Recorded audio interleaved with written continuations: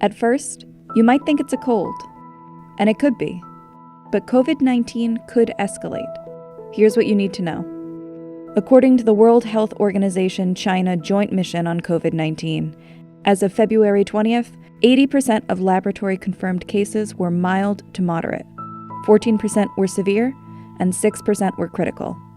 Just to be clear, a mild case of COVID-19 is not like a mild cold. The symptoms will still be pretty severe. Anything less than needing oxygen puts you in this category. Severe cases do need supplemental oxygen, and critical ones are defined by respiratory or multi-organ failure. The symptoms, treatments, and timelines of having the disease vary, depending on which category patients fall into.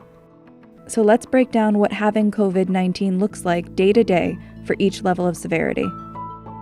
It can take as few as 2 or as many as 14 days after being exposed to the novel coronavirus for the first symptom to develop.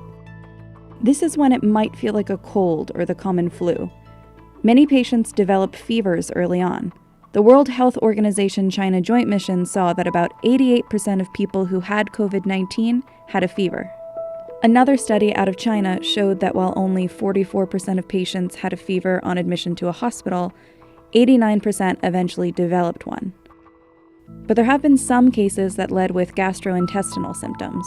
Diarrhea, nausea, vomiting, and/or abdominal discomfort may appear a couple of days before respiratory symptoms. This isn't the norm, though, because COVID-19 is a respiratory disease. That means for most patients, the virus will start and end with the lungs. In the early days of infection, the virus invades lung cells. Specifically, this can damage the cilia, the hair-like projections that move around to keep airways clear of mucus and debris. When cells get infected, they die and shed off, adding to the debris and hindering your body's ability to keep stuff out of the lungs and trachea.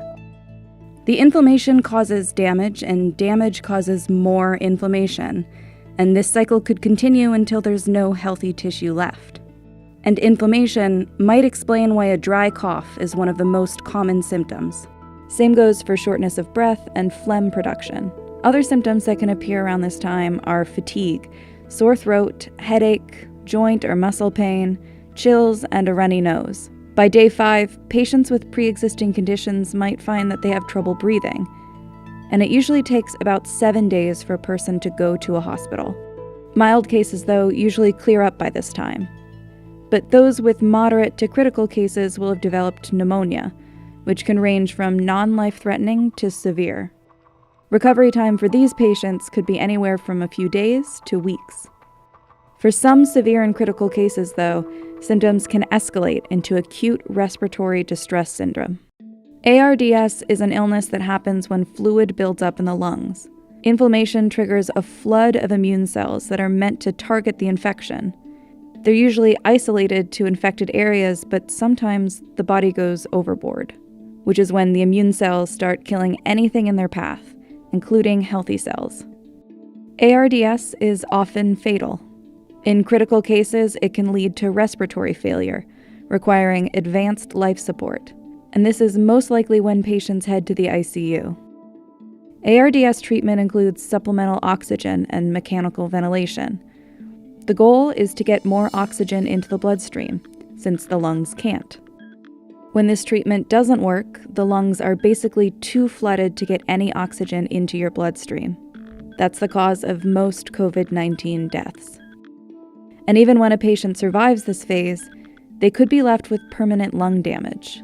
SARS punched holes in some infected people's lungs, giving them a honeycomb effect. And these lesions have been seen in people affected by the novel coronavirus too.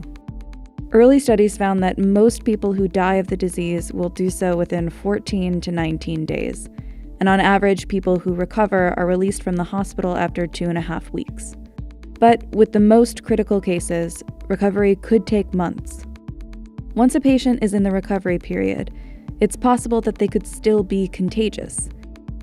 These people should work with their doctors and public health officials to determine when they're no longer a risk. As of now, there is no vaccine for the virus, so the best way to avoid getting sick is to avoid being exposed.